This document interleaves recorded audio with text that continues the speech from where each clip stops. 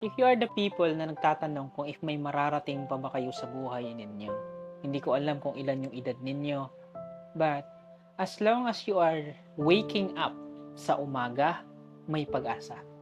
Ulitin ko, hanggat nagigising ka sa umaga, may pag-asa. Kasi tayo lang naman ang makakapagsabi kung may mararating tayo o wala. Kasi tayo yung nagdidikta, tayo yung nagdi-decide kung gagalaw tayo sa pangarap na gusto natin.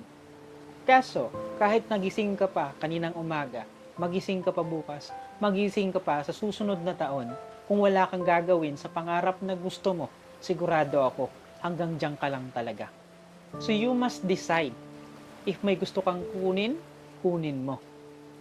Kasi hindi mo yan makukuha kung hanggang sabi ka lang, sir, hanggang ganito lang ba ako? No. You are the one who's going to decide if may makukuha ka, may mararating ka. Yes, hindi lahat ng may gusto, may pangarap na kukuha ang pangarap nila. Pero tandaan ninyo, kadalasan ang nakukuha ang pangarap, yung mga taong nakakakuha ng pangarap, gumagalaw sila.